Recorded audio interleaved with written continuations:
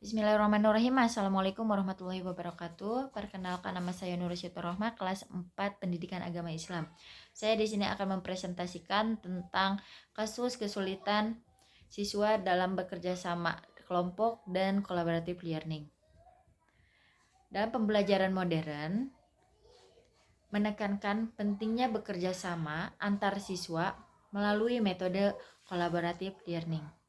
Dalam metode ini, siswa dituntut untuk saling berdiskusi, bertukar pikiran atau bertukar ide, dan bekerja sama untuk pembelajaran tujuan bersama. Nah, dalam metode ini atau pada hakikatnya banyak siswa yang mengalami kesulitan dalam belajar, ya. Kenapa? Karena kebanyakan siswa itu cenderung pasif, tidak berpartisipasi dalam suatu kelompok tersebut, dan lebih memilih bergantung kepada teman yang lebih aktif dibandingkan ikut berdiskusi antar satu sama lain. Dan hal itu dapat menyebabkan konflik dalam kelompok. Dan di sini ada beberapa faktor penyebab kesulitan siswa dalam bekerja sama kelompok. Dibagi menjadi dua. Yang pertama itu ada faktor internal dan faktor eksternal. Dalam faktor internal, siswa kurang percaya diri dalam melakukan hal sesuatu, ya, kurangnya motivasi dan tidak ada keinginan untuk ikut berpartisipasi dalam satu kelompok tersebut. Terus dalam faktor eksternal di sini siswa kurang arahan dalam kurangnya arahan guru dan ketidakseimbangan dalam suatu kelompok tersebut, maka mengakibatkan siswa tersebut kurang berpartisipasi dalam suatu kelompok tersebut dan tidak ada collaborative learning-nya. Dan kurangnya lingkungan yang tidak mendukung untuk ikut berdiskusi dalam hal tersebut. Dan maka dalam hal itu ada beberapa dampak dalam pembelajarannya. Jika dihadapi dengan baik, maka akan ada dampak positifnya. Maka siswa itu akan lebih cenderung aktif dan ikut berpartisipasi dalam satu kelompok tersebut. Dan dampak negatifnya, tugas kelompok tidak akan maksimal dan cenderung siswa akan lebih pasif, tidak ikut berargumen atau ikut berdiskusi dalam suatu kelompok tersebut. Maka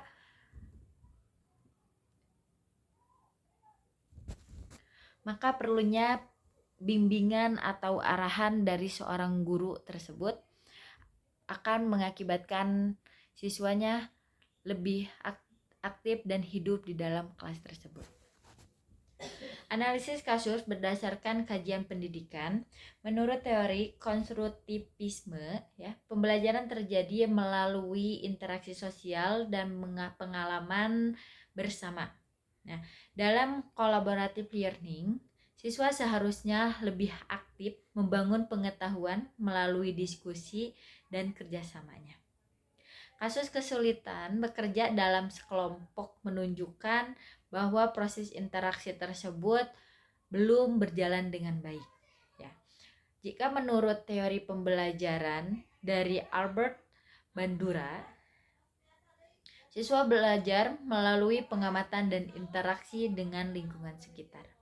Selain itu, pendekatan pembelajaran kolaboratif menekankan satu, saling ketergantungan positif, kepositifan, tanggung jawab secara individu, dan pembelajaran secara tatap muka atau langsung.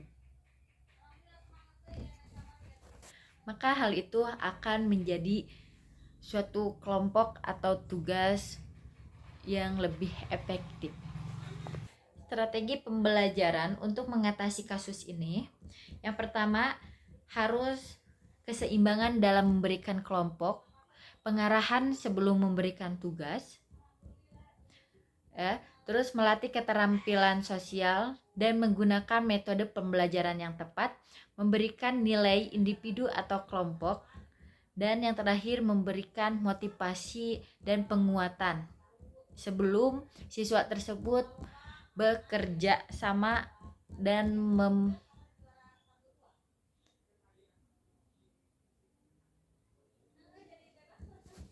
Jadi kesimpulannya, kesulitan siswa dalam bekerja kelompok merupakan masalah yang sering terjadi dalam pembelajaran kolaboratif. Hal ini maka sebagai seorang guru, kita harus menciptakan lingkungan dalam kelas yang lebih efektif, lebih menyenangkan, dan lebih unik dan lebih kreatif. Dan faktor beberapa penyebab dari kelompok yang kurang efektif itu salah satunya dari faktor internal yang kurang percaya diri dalam dirinya sendiri pada siswa tersebut, ya. Maka hal itu akan memperhambat pembelajaran ke depannya. Maka guru harus menciptakan suasana atau lingkungan kelas yang lebih efektif, unik, kreatif, dan lebih nyaman agar siswa tersebut lebih berkreasi dan mengeluarkan apa yang ada di diri mereka tersebut. Sekian dari saya. Wassalamualaikum warahmatullahi wabarakatuh.